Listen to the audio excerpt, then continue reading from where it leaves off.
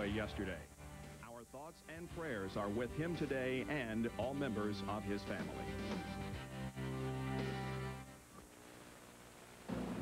Hi, this is Richard Petty, and we're back. Last time you saw the STP Pontiac on the front row, I was driving in the 1992 Pepsi 400. She's on the front row again, but this time I'm the car owner.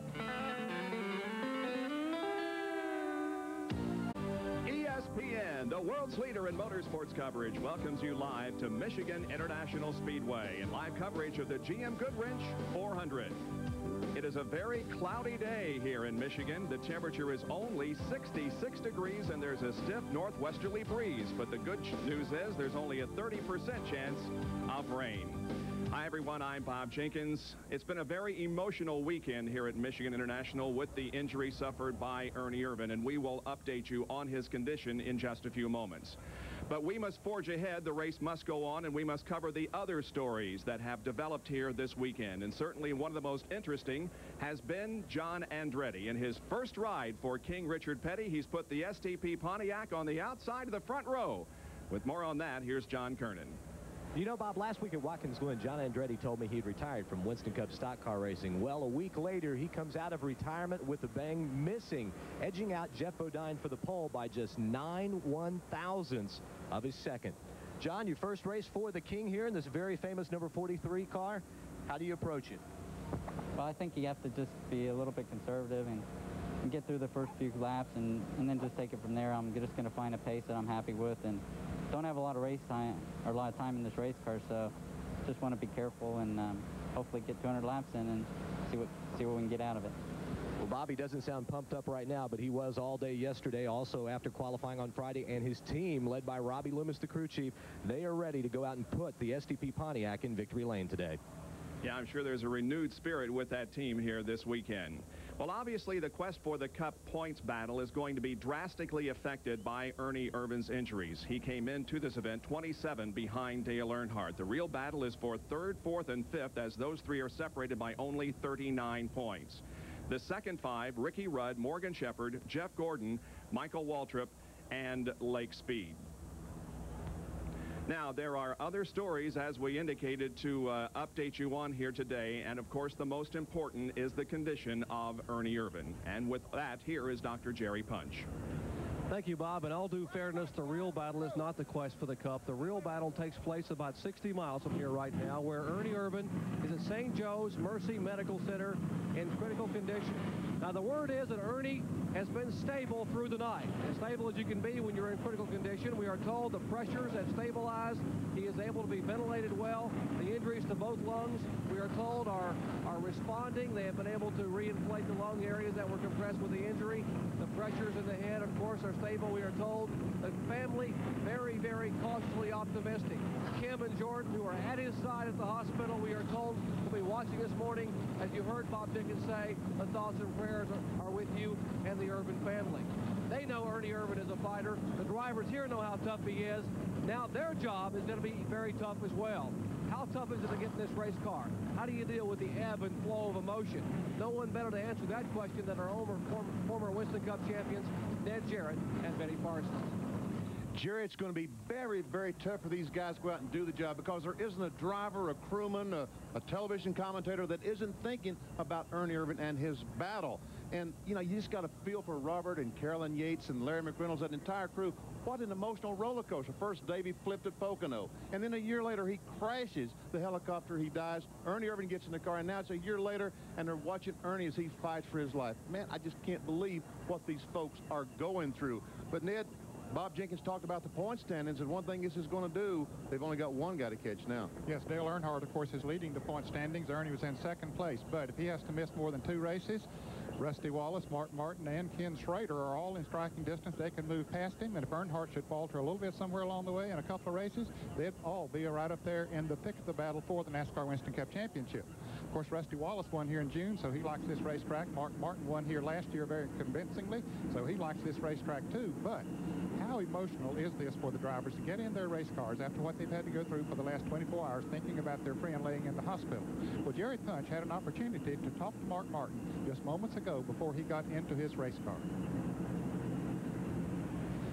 Thank you, Ned. You know, Mark Martin dominated at Watkins Glen a week ago, and everyone said that's the big story this week. His season has totally turned around, and Mark, maybe the run would begin as it did a year ago, but now your best friend lies fighting a different battle just a few miles from this racetrack. How do you put all this in perspective as you're about to start today's race?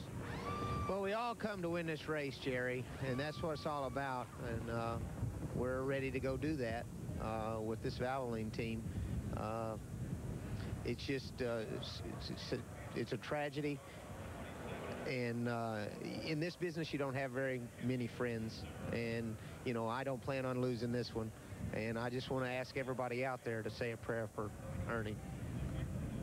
A very tough statement by Mark Martin, who, by the way, has parked his bus beside Ernie's for many, many months now. They are the best of friends.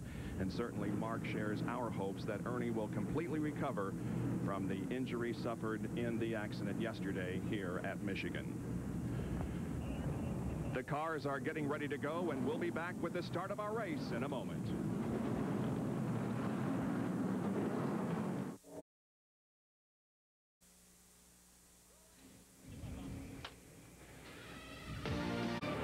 There's the overhead view of Michigan International Speedway as we get set to go 400 miles here this afternoon in the GM Goodwrench Dealers 400. It's a 2-mile oval. The pole speed, a new track record, 181.082. The race record, 157.704. They should pit somewhere between 45 and 50 laps of all states green, and the purse is very close to $1 million. Michigan International is a tri-oval. The front stretch is 3,600 feet. The back stretch 2,242. The banking in the corners 18 degrees. The front stretch banked at 12 degrees. And the back straight is relatively flat at only 5 degrees of banking. Let's look at the starting lineup for today's race. On the pole with, as we said, a new track record, his third pole of the year, is Jeff Bodine from Chemung, New York in the Exide Batteries Ford. Outside, John Andretti in the STP Pontiac, car number 43. Jeff Gordon will start in third position for his third consecutive race in the DuPont Chevrolet number 24, and alongside him will be the most winning active driver here at Michigan, Bill Elliott, in the Budweiser Ford number 11. Bobby LABONTE starts in fifth position in the Maxwell House Coffee Pontiac car number 22, and Joe Nemechek will start alongside in the Meineke Chevrolet car number 41. Going to the next row, we have Rick Mast in car number 1 and Michael Waltrip in number 30. The sixth row consists of Dale Earnhardt in the GM Goodwrench Chevrolet and Sterling Marlin in car number 4. Mark Martin, who won this race last year, starts in the 13th position, car number 6. Alongside will be Loy Allen Jr. in car number 19. Ricky Rudd starts in 15th position. Alongside will be Greg Sachs. Terry Labonte has the inside of row number 9, and alongside him, starting in 18th position, will be Harry Gant, who is making his final appearance here at Michigan. His last win was in 1992 on August the 16th. In the 10th row, we have Steve Grissom, the second fastest qualifier on the second day at a 179.847 mile-an-hour lap. Steve Grissom will be flanked by Ken Schrader on the outside of row number 10. Going to row number 11, it's Rich Bickle in car 45 and Brett Bodine in 26. The 12th row consists here this afternoon of Derek Cope in car number 12, a new sponsor on that car, and Jeff Purvis in the 02. The 13th row, Billy Standridge, car number 47, and Ward Burton in 31. The 14th row, Jeff Burton and Mike Wallace. Row number 15, it's Darrell Waltrip and Lake Speed. Starting in 31st position, Bobby Hillin, car 44, and Dale Jarrett in number 18. The 17th row, Dick Trickle and Phil Parsons in the number 9 Mellon car. In the 18th row will be Morgan Shepherd and Rick Carelli in his second start of 1994. In the 19th row will be Ted Musgrave and Dave Marcus. Back in row number 20, it's Kyle Petty and Jeremy Mayfield. And in the 21st position, also a provisional starter for today's race, is Jimmy Spencer. We had 50 cars come to try to qualify for this race, Bob.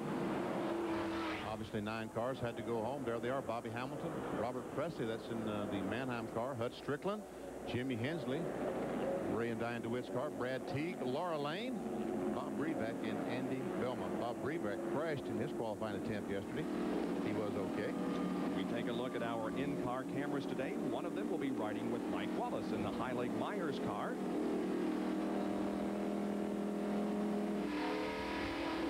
This is Jeremy Mayfield, the Fingerhut car, and riding along with him. Morgan Shepherd will carry one of our roof cams. Is that moisture I see falling on that camera lens? That is raindrops back there. Oh boy, we were plagued, of course, yesterday with rain and hoped we would get away with no rain today. And there is Bill Elliott, who has 7 victories at this racetrack as he carries one of our in-car cameras and another roof cam on top of the Valvoline Ford driven by Mark Martin. The pace car has pulled off the racetrack, and we're set to go 400 miles here at Michigan International Speedway. We're glad you could join us. There's the green, and we're underway.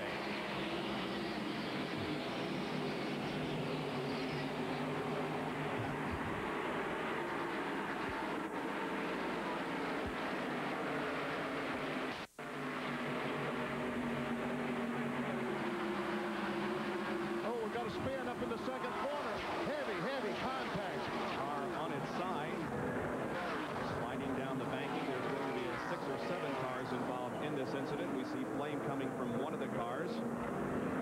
So a major incident here in turn number 2 on the very first lap of competition. There is Dick Trickle's car, who is showing some damage on the right front corner. He's trying to make it, however, back to the pit area. It is still moving. There are other cars, however, at the bottom of the racetrack over by turn 2 that have not yet restarted. Let's take a look at it once again as they came down for the green flag to begin our race here this afternoon. Of course, they were all running side by side as they got the green flag, and even as they went into turn 1. You see a couple of them get 3 abreast as they go into the turn back in the pack, Bob. And there's Morgan Shepherd dipping way down to the inside on the left side of your screen. Let's see if anything happens there. There's Billy Standridge in the 47 car. He gets tagged just a little bit by Derek Cope, and both those cars spin. Cope goes around, Standridge goes around. Jeff Burton comes along, catches the Standridge car. He goes up the racetrack. Lake Speed barely gets by. And look at that. Is that? I believe that's Bobby Hillin, isn't it, in car 44? The car got up on its side. It did not go over side for quite a number of feet. And we hope everybody is okay. There is Dick Trickle's car that has come to a rest in the middle of the backstretch, and the safety crew is right there, but you can see that Dick is out of the car and is okay. Dale Jarrett also involved. He has major front end damage. And they're talking to him. We see the window net down. That's a signal that the driver gives to the rescue workers that the car is okay. Phil Parsons involved in the accident. Harry Millen's car. And you see Phil is okay too. He's moving around. He has his window net down as well, signifying that he is okay. Go to someone else that might need more help. And there is the car and driver that we had the greatest concern for, because that car almost turned over, got up on its side, but the window net is down on that car. So apparently Bobby Hillin is okay. Here's another replay. Now watch in the middle of the pack as 2 cars just touch each other and start a chain reaction. Once again, that was Billy Standridge and Derek Cope. And there we see Hillin go up the car, almost sit down on his rear bumper. And we see several other cars making contact back in the pack. That car almost went out of the ballpark, didn't it? Really did. Morgan Shepherd was involved. This is from our robotic camera. There we can see the cars coming along on the wall. Hillin taking a wild ride up there in turn 2. There's Morgan Shepherd, I guess. And that's where he hit Dick Trickle as he slid down the banking of the corner. Look how high that car got. It's a miracle that it didn't go out of the racetrack. And Jeff Burton comes down and just touches the blue car. Now, Trickle is okay right here. He's in the middle of the racetrack thinking, I'm going to get by, and then it was Bobby Hillin they run across. Yeah. Yes. Here's John Kernan. Morgan Shepherd has just pulled into the garage area. Morgan, a lot of damage to the car. What happened? Well, a couple cars got together up in front of us and turned sideways, and I couldn't see nothing but smoke, and we just couldn't avoid it. Cars pretty much, we drove it in. You guys are going to try and get it fixed and get it back out there? I don't know how bad the damage is. I know the front end is knocked all out, and we may try to get back out and collect some points. Morgan Shepherd obviously very disappointed. He will survey the damage. The right front nose is pushed in, and you can see some of the framework that holds the nose of the car has been bent way down. Also, the radiator has been broken.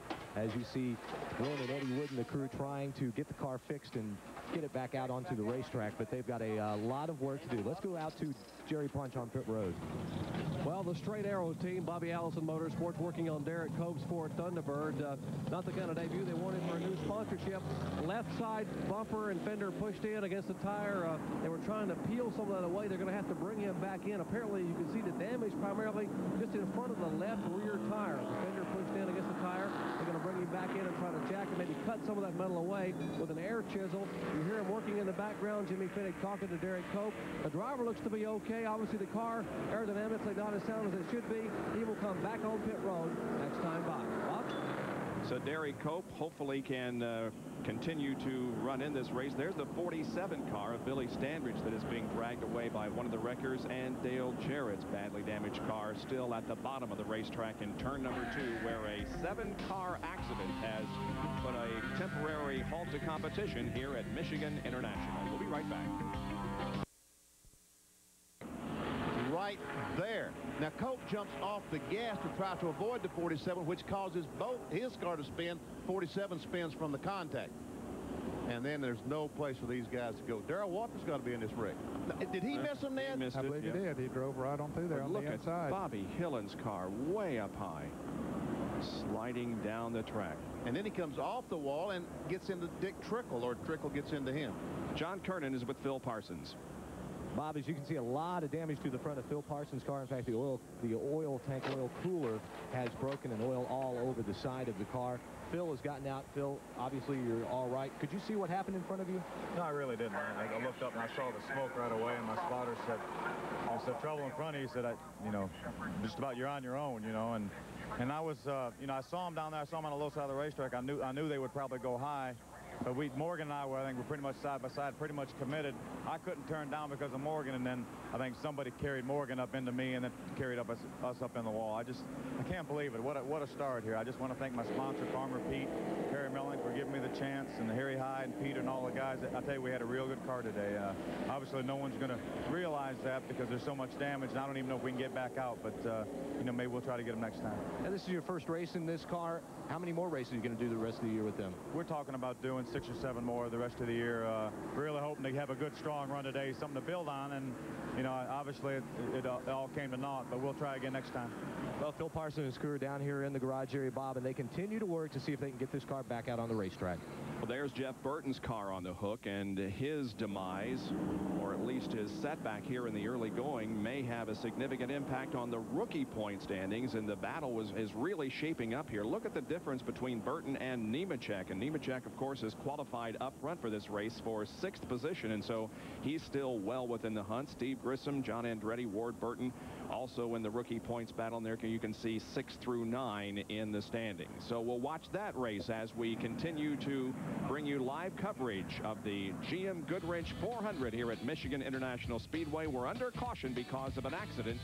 No green flag lap so far. The number 44 car of Bobby Hillin took the wildest ride. He apparently is okay, but you can see the car is not in very good shape and it's being put on the rollback. There is Dick Trickle's car that is still in the middle of the backstretch. The 12 car driven by Derek Cope is still on pit road. It's been in several times as they are trying to get it back into competition. Well, as we continue to run under caution here, we will take some commercial breaks and continue with our live coverage in just a moment from Michigan International Speedway. NASCAR Winston Cup race number 21 of 31 in the 94 season, and those 5 cars have been eliminated from competition, at least for the moment, in that crash over in turn 2, and also Trickle, Shepherd, and Cope involved in it. But the good news is that Bobby Hillin, who took this car for a wild ride, is okay. He's with John Kernan. Yes, Bob. Bobby has been checked out in the infield care center, and he is okay standing next to me. And Bobby, what a wild ride you took out there. It had to be very scary. Well, you know, I couldn't see a whole lot of it. All I know is on the first lap, I saw the 12 car spinning. I don't know what caused it. And, you know, everybody was, you know, just stopped and sideways. And I thought my only chance was to slip by on the outside. And, you know, I have to look at the film to see what kind of move, if that was a bad move or not. But, you know, I just got hit head on after that and, you know, up on my side. And then I was just holding on that steering wheel as tight as I could. You know, I think that's what kept me from getting hurt. Well, thankfully, Bobby Hillin is okay. Let's go back further into the garage area with Dr. Jerry Punch, who's standing by with Dale Jarrett. Well, the front of Dale Jarrett's Interstate Battery Chevrolet has been sheared away as the crew now works feverishly. The good news for Kelly and the family back home is Dale is okay and still sitting in the car. And Dale, did you see what happened out there? Jerry, not really. I just saw a couple of cars. I saw the smoke, and I went high to try to miss them, and they slid up in front of me. So very unfortunate. I don't know where everybody's going on the first corner of the first lap of the race. Obviously frustration from Dale Jarrett. Now Jimmy Maycar, his crew chief, needed to have a quiet weekend here, but that is him over there trying to direct and orchestrate. They're going to have to rebuild the entire front of the car. Why does Jimmy Maycar want to have a quiet weekend? He's had a very eventful week, guys. He is the father of twins back in North Carolina, and Patty Jarrett Maycar, Dale Jarrett's sister, of course, and now Jimmy Maycar's wife. Had twins earlier in the week, a little boy and a little girl. And Ned, I know you've been smiling, and a lot of people were surprised to see Jimmy here. But Jimmy said, hey, I got a job to do, and so does my wife back home. And now his work is quite a bit more involved. Well, they didn't expect those decals to get messed up that way. They put them on. It's a boy, it's a girl, and certainly we are proud of Patty and Jimmy, and they're glad that they're doing okay. It's unfortunate that they've run into another stretch of bad luck here today. They've had their share of bad luck this year. And another driver involved in the crash, Billy Standridge, is with John Kernan. Well, Billy has been checked out. He says he's not sore, says he's all right. He's standing out here in the garage area. And Billy, what happened? Well, it looked like the 12 car or maybe the 45 car missed a gear, and the 12 car went low on the start of the race. Me and Jeff Burton went on around him. Well, Jeff was behind me. I think he went on around him. And we got to the corner down here, and I believe the 12 car come back in and hit me, turned me sideways. And then I think Jeff hit me, and Bobby Hillin and several others. I know I seen the bottom of one of them. Well, the car's torn up pretty badly. The guys are working on it now. Obviously, you haven't had a chance to talk to them, but just getting out initial impressions, are you going to be able to get it out on the racetrack again today? They're probably working on it so they can get it on the truck, because I didn't see no hope of putting it back on the racetrack. All right, thank you, Billy. Jerry?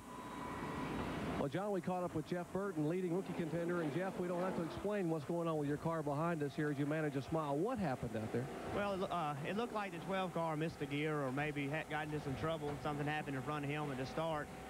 He and the 47 went into one side by side. And I don't know if the 12 came up, the 47 went down, but they got together and they both started spinning. I wanted to go low, but I couldn't because the 12 car was there, and I had to go high. And then I think I ended up getting the 47 car. And really just glad that Bobby Hillin's okay, because I saw him going. He was going through the air, and you know, this is all pretty bad. But everybody down here is really concerned today and yesterday about Ernie, and that's really where our thoughts are. We almost wish we didn't have to race today, and this is minor really compared to what he's fighting against right now. What does that tell you about the NASCAR family, folks? Here's a guy with half his race car sheared away in the front and the back, and running for Rookie of the Year contention, not worried about himself or the incident. We're thinking about a driver who's 60 miles away in a hospital bed. Bob? All right, Jerry, thank you very much. We're glad to see that all of these drivers that were involved in this crash are okay. Benny, see if you can determine exactly what happened here. That's Rich Bickle in the black 45, the very bottom lower of your screen. He is going, looks like he missed a shifter. Something happened. You see how he's slow on the go. Now, Derek Cope moves down, which lets the 47 car, Billy Standridge, get alongside of it. The reason that Cope couldn't pull out, you cannot pass till you cross the start-finish line. Derek Cope had to be very careful to do that. Now, when they go down the corner and the groove narrows up, that's when they all run out of room. Then the contact between Cope and Standridge, and that set off a chain reaction that involved about 7 or 8 cars. But again, the good news is that all drivers are okay. We'll be right back. Running as they prepare to go green, and hopefully we can get a few laps of racing in here. I think we're going to see several laps of racing now. Green flag racing. See Martin, Greg Sachs, Lee Grissom, the fastball car, second round. And some of these drivers have made pit stops during this caution. I suspect just to cap off the fuel so that they can go a few extra laps in case this thing goes green for a while. Derek Cope did apparently lose a lap. And then Standridge and the others on down through the rest of the field for those involved in the crash. They're still in the garage area trying to get some repairs made that will allow them to come back and get in a few more laps. Ted Musgrave is also carrying one of our roof cams, and there is his. I wish we had seen that. I saw a lot of looked like moisture on that camera. More rain, it looks like. It isn't raining hard by any means, but a little bit of sprinkle once in a while. Well, here we go. Pace car once again off the track, and hopefully we can see some racing as we are accustomed to here at Michigan International. The green comes out, and here we go. It's Jeff Bodine, John Andretti, Jeff Gordon, Bill Elliott, and Bobby LABONTE up front. And Rusty Wallace trying to make a pass on Bobby LABONTE as they go into turn 1. Looks like Rusty will take that spot away. Meanwhile, Michael Waltrip alongside. Like Earnhardt, Earnhardt lost a couple of positions there in the corner as the car didn't want to get up to speed, it appeared. Directly behind Earnhardt. There's the pass they had so much trouble with in June, but it looks like that thing is perfect this time. And it was as hot here in June as it is cool this weekend. Look at this. They come 3 wide through the front stretch as Rusty Wallace is right behind Bill Elliott on the low side of the track, and Jeff Gordon has the high line. And they just worked together, Bob, and drafted right past Jeff Gordon. Drafting is very effective here at the speeds they run at the Michigan International Raceway. They run close to 200 miles an hour on the straightaways, and so the drafting plays an important role. Now Rusty Wallace takes over third from Bill Elliott and sets his sights on John Andretti in the 43 car, but Elliott battles back on the outside, and LABONTE and Gordon have got a good fight going.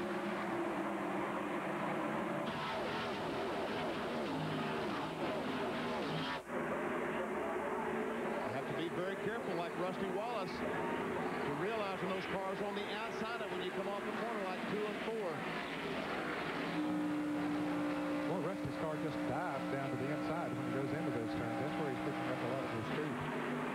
There is Loy Allen, Dale Earnhardt, and Mark Martin as they battle for position, and I still don't think the 3 car is running as it wants to. Well, he's got something that's pushing loose, or the car is just not right. Earnhardt's car is just not exactly right. Back in 11th position at the moment. Greg Sack coming up on him as Mark Martin tries to move on the inside of Earnhardt. And here's Joe Nemechek trying to pass Jeff Gordon as Gordon's sort of going backwards now. And Todd Bodine comes by and gets by both of them going into the turn.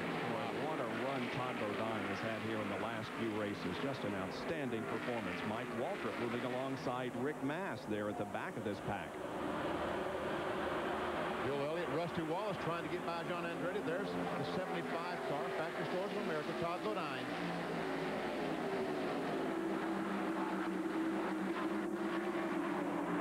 Bill Elliott still hanging on to that 3rd spot, but he is right on the back bumper of John Andretti and takes a look as they come down through the tri-oval. There's a yellow strip of tape on the back of the King's car, designating a rookie driver in that car.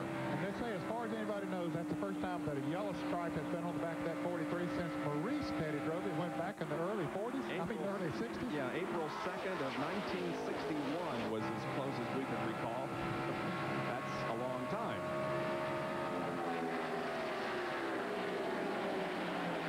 Martin, Earnhardt, Sachs, and Rudd running together. Looks like Earnhardt's car is coming to him, Ned. Yep.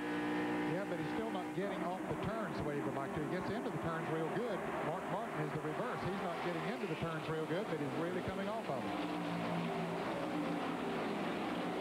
Greg Saxon Earnhardt trying to look up in a draft to go by Mark Martin.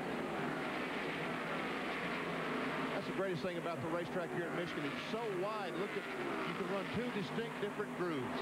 Jerry, what's the problem with Earnhardt? Not necessarily something you can fix on the racetrack, guys. Earnhardt is complaining to the crew about the gear they have in the car. Andy Hickey said he's, let me how to put this phrase correctly, he's not happy with the gear we have in the car. It's a pretty high gear, and he's not getting off the corners, and they're beating him off the corners, and that makes Earnhardt a very unhappy camper. Earnhardt almost lost that baby as he came off that 4th corner. An excellent job of driving to save that one. And what you say, why would Earnhardt run a high gear? Because right now he has his 7th Winston Cup championship basically locked up if he can get by without having any trouble. Now he don't want to overturn the engine, over-rev the engine, and take a chance on blowing the thing up. And John Andretti is being passed for 2nd place, and he's still hanging on. Well, Bill Elliott now inches into 2nd position as Andretti falls back to 3rd, and Rusty Wallace is watching these two ahead of him. A good battle for 2nd spot. That's Bill Elliott's bumper cam. We're looking back on Rusty Wallace. Here they come down through the tri-oval. They're side by side, but it looks as if John Andretti is going to get passed by because he's out in the draft. Yes. John Andretti's in serious trouble. Kind of like that draft going by Talladega's, and then... Yes, it is. You get down and several cars get hooked up together, they'll motor right on by. Of course, John said up front that he was going to be conservative, get the feel of the car. It doesn't have a lot of laps in it. Much of the practice was rained out yesterday, so he's sort of feeling the car out, don't want to take any chances, which is smart.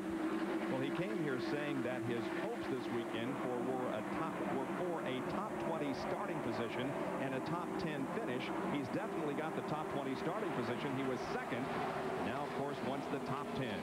We drop back in the pack a little more and bring you some battles that are going on in the mid and back portions of the pack. The 31 car of Ward Burton is definitely on the move. 31 cars, the Hardy's Chevrolet.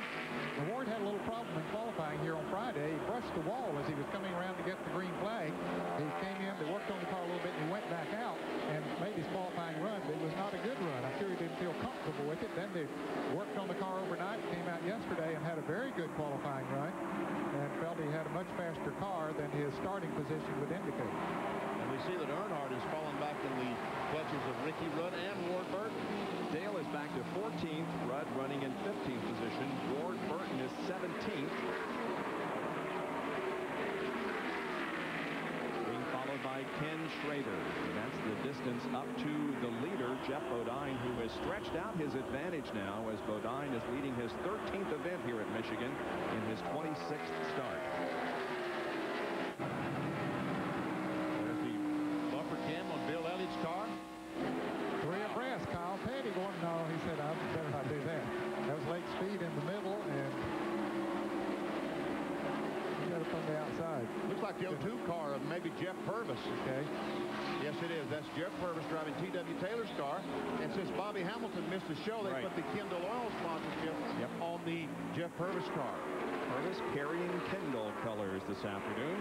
Here's the battle for 2nd position as Rusty Wallace has gotten a bite off the 2nd corner and looks down to the inside of Elliott, trying to take over 2nd, but Elliott just will not give it up. Let's see what happens as they go to 3.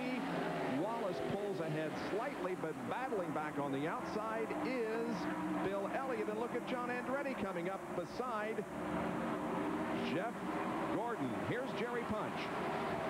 As you watch John Andretti try to make a move beneath Jeff Gordon with Joe Nemechek in tow, we might mention that he said John Andretti hadn't been in the car very much. Well, tried none. He got about 4 laps of practice on yesterday morning. They were going to change the engine and practice in the afternoon. He didn't get any practice because of the rain and inclement weather in the afternoon because of the engine change. So this race setup is totally new to John Andretti. Richard Petty just told me a minute ago, he said, I think John's going to settle in and take it easy. Well, we just saw that's not going to happen, and Andretti tried to make a move. Yeah, he's back to 6th position, Jerry, but holding his own right now, trying to keep Nemechek behind him, and there is the king, Richard Petty, looking on as his new driver, John Andretti, tries to bring home at least a top 10 finish here at Michigan International Speedway. We'll be back with more of our live coverage of the GM Goodwrench 400 after these messages. Speedway, this would be a good time to go out and buy a chainsaw, wouldn't it, Benny? It's cold enough here this weekend to have a fire. I guarantee you, if you was living out one of those pump tents, you'd definitely want a fire. You're watching live coverage of the GM Goodwrench 400 from Michigan International. There is our leader, Jeff Bodine, who started from the pole position.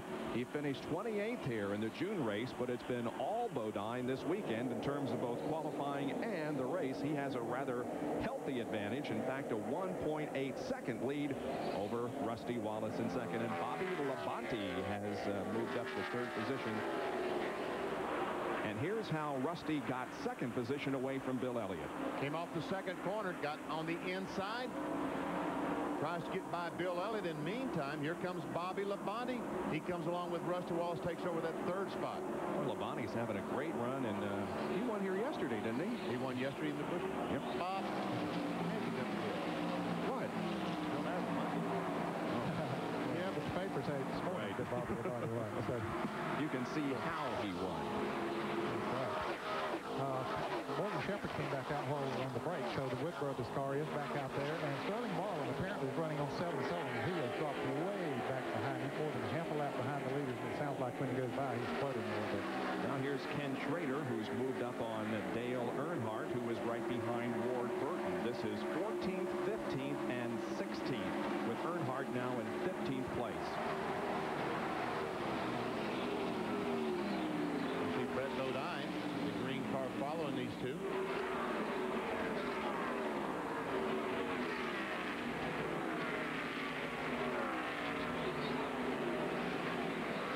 Once again, we can see that these cars run all over the racetrack in the corners. Some high, some low, some in the middle of the racetrack.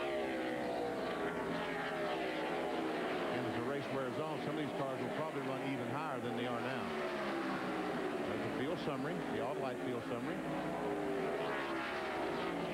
Jimmy Spencer is driving that McDonald's Ford with that broken shoulder, that shoulder blade that he practiced in Indianapolis. Yep. Here's Schrader to the inside now of Earnhardt to challenge for that spot as Brett Bodine comes along with Ken. Try to give him a little bit of a boost in the draft there.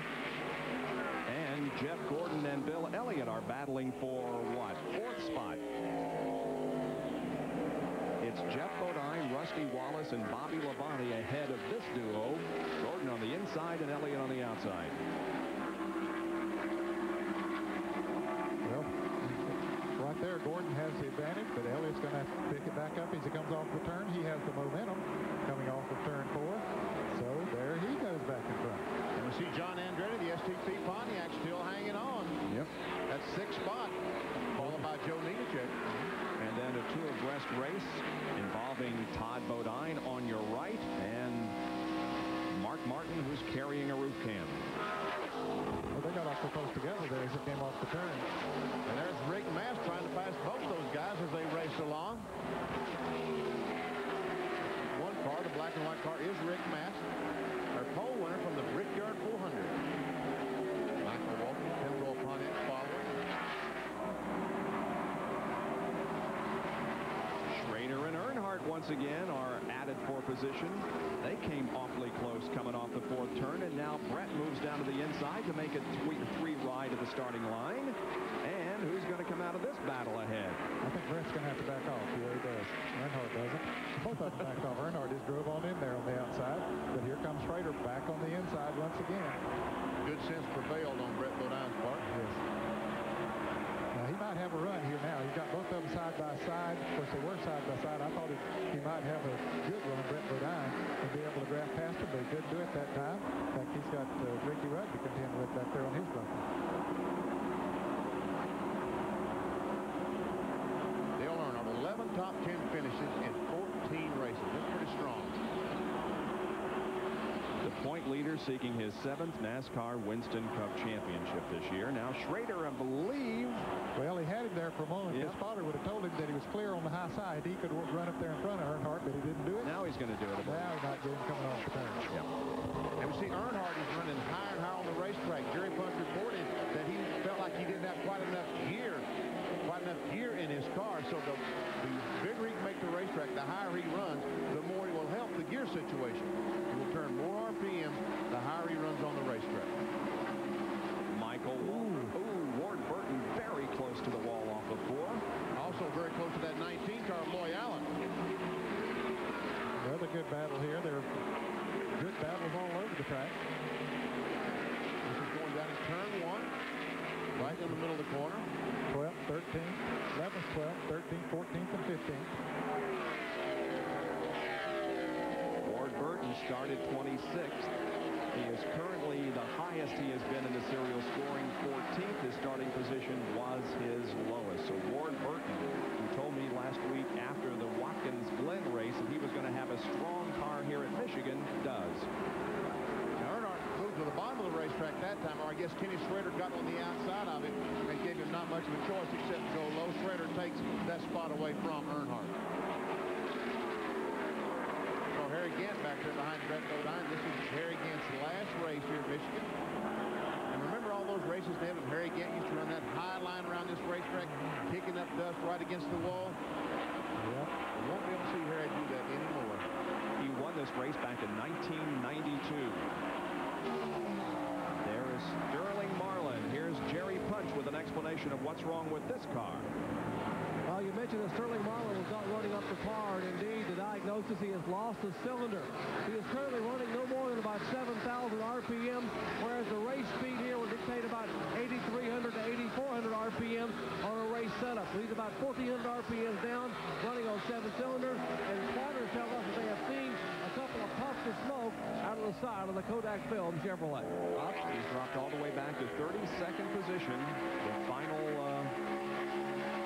driver on the lead lap. Yeah, and he's not too far from being lapped, about 3 or 4 seconds. And here they come there. You can see him on the bottom of the screen. There's Jeff Bodine, and Rusty Wallace is gaining on Jeff Bodine. Jeff Bodine, the last time he won the pole, he won the race. That was at Pocono. He led 156 of the 200 laps there. Back in a moment. And that qualifying 6th. That'll be great tonight at 9 o'clock. Still a little precip out there, looks like. If I was driving, that'd scare me to death, I'll tell you. But since I'm not, it still scares me to death. Yeah, I was going to say, it scares me. There's Mark Martin going to the inside of Nemechek and passing him with ease. And here, Rusty Wallace has caught our leader, Jeff Bodine. How about that? Bodine had you remember just a few laps ago, had almost a 2-second lead, but now is closed in right on his back bumper. Bodine is running the Hoosier tires as he has all year long. Of course, Rusty on the Goodyears that he has run all year long. Didn't get much of a feel other than the fact that Bodine sat on the pole. There was a lot of difference in the tires here, but they didn't get to run a lot, so I don't know if anyone had thought that one tire was a lot better than the other or not. The 13 teams chose the Hoosiers this weekend, and I believe that's about as many as they have had.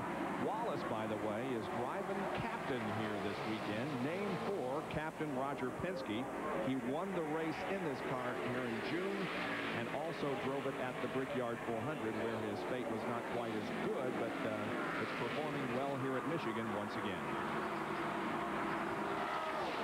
And Joe Nemechek is off the pace as he has dropped back further. John Kernan is there as Nemechek, in fact, comes in. Well, this is a little bit early for scheduled pit stops. A problem with Joe Nemechek. He radioed in the last lap that he thought he had a tire going down.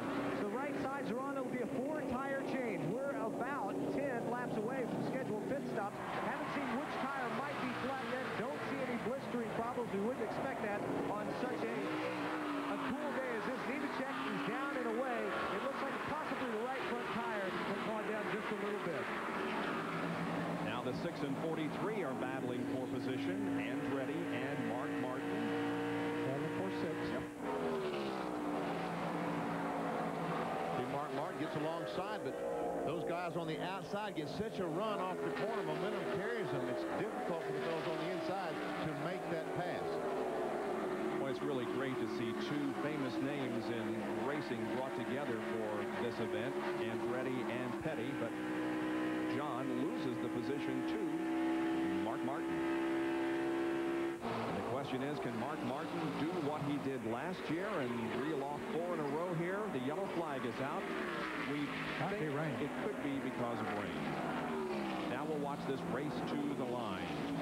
Of course, at this point, Rusty Wallace is looking for 5 bonus points for leading the lap because, as we documented, Mark Martin and Ken Schrader are in a very close battle for position in the point standings. They're in turn number 4. Let's see what Rusty does.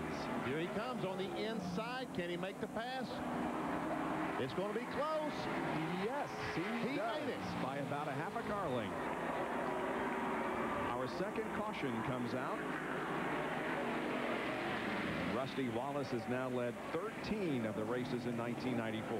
You see our flagman Doyle Ford pointing to the sky. That means, guys, the caution is because of rain. The racetrack a little bit damp. Jerry Punch has more. You ordinarily don't hear these drivers complain very much, but Benny, about 2 laps ago, the rain is not as much here on the front straightaway, but apparently became a little more intense, more than a fine mist in the backstretch, and so most of the front-running drivers, including the leader, which you should never complain, I guess, said that, hey, it's getting a little slippery out here, the rain's coming down, we need a caution flag. Ironically, though, the leader at that point in time complaining was Rusty Wallace because he was due to pit the next lap by. So obviously the caution comes out, and now we'll be able to see everyone make an entry on the pit road for what will be their first pit stop of the afternoon. And you can see it's not only wet, but it's very, very cool here this afternoon. Some fans wrapped up in blankets. We talked about a pit window of 45 to 50 laps. This will be the 46th lap when they come by. Now they'll get the fuel gauge. They'll find out exactly how much fuel they've used, and we'll find out how many cars can run past that 50-lap mark. Here's John Kernan. Bobby LABONTE running in third right now as his crew gets ready to go over the wall to change 4 tires. The car is a little bit loose, so they're going to put a couple of rounds at BODINE. Jerry? Don't expect to see any change out here in the 2 pit, the Miller Genuine Draft pits. We're going to let you watch all 3 of the front runners pit. 2, 7, and 22. 3, 4 Thunderbirds pitting, guys, if you go back up there. Right side's going at that on the 22 car. Right side is down. We see a chassis adjustment in the 2 car. The wrench back in the rear, changing the chassis. Left side is up on the 22. The 7 and the 2 going up about the same time. Now Bobby LABONTE leaves, but he's back farther up pit road. Is he going to beat those cars out? Jeff Gordon beats the 7 car out. Who's going to win the race? It's Bill Elliott. Beat them all out. Elliott was pitted down toward turn 1 and therefore was able to get out ahead of everybody. You can see the race still goes on coming out of pit road. A lot of smoke coming up from the tires as the drivers peel off pit road and try to get the best track position that they can for the restart. A lot easier to win those positions on pit road than it is on the racetrack. Here's the race off pit road now. Then LABONTE is already out. Here comes Jeff Gordon. But watch at the bottom behind Andretti. There is Bill Elliott, whose Junior Johnson crew gets the car out quickly and ahead of everybody else. Well, Mike Beam and the crew did a great job that time. Rusty Wallace, our leader, went back to 6th spot, it looks like, on that caution flag. That's very unusual for a Miller Genuine Draft crew. Yes, it is. Well, we are under a caution here because of some raindrops that are falling on Michigan International. We'll take a break and be right back. Cloudy and foggy and who knows what else here at Michigan, and we are under caution because of the raindrops that are falling. Now, we just had a series of pit stops, and quite frankly, Rusty Wallace didn't have a good one. Jerry, can you explain what happened? Well, actually, a couple things happened, Bob. The lug nuts are glued on the wheels, and apparently with this rain and humidity, what Buddy Parent told me is when they picked the tire up, with this humidity, the lug nuts are falling off, so the right rear lug nuts fell off the wheel as if he had to put it on, but they had to stop and get extra lug nuts and put it on. And, of course, that was one part of the problem. Then the left rear tire, Paul Vanderlaan, you see when they finish the right side, they go to the left side. The left rear tire, Paul Vanderlaan takes the tire off, turns around, and the tire he's going to replace wasn't there. He had to wait on that tire. They're waiting and waiting. They finally were able to get the tire on, got the jacket. That cost them about an extra 4.5 or 5 seconds. And guys, in the pits, that is an eternity. And you say, why wasn't the left rear tire there? Because you're only allowed so many people across the wall. Now, someone did not come back across the wall. That guy could not go over with that tire. Otherwise, NASCAR would penalize him, and the penalty would be more than waiting. And John Kernan, Rick Mast made a couple of pit stops, didn't he? Well, what happened on the first pit stop, Rick was running at 8th, came in, they had an air wrench break, so they decided since they didn't get to scuff into any tires yesterday, they would scuff in a set of right sides there. They had 2 right side stickers on, went back out around the racetrack, made a lap, heated the tires up a little bit, took the right sides off, put them off, and put 2 more sticker tires on that car. So they're doing a little stuff that they should have been doing yesterday, but never got the chance because of the weather.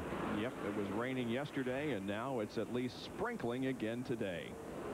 And Rick Mast was running about 8th spot, and he's back all the way to in the 30s now. Here comes Darrell Waltrip and Sterling Marlin out of the pit area after apparently making another stop. Well, let's show you a pit summary. Rusty Wallace was first when the caution came out, but he comes out in 7th position. BODINE from 2nd to 5th. Bobby LABONTE stayed the same. Bill Elliott moved up 2, and Jeff Gordon moved up 1 position. Jimmy Spencer staying out there to lead our race at the moment under caution as we await this light shower to pass over the 100,000 people gathered here this afternoon.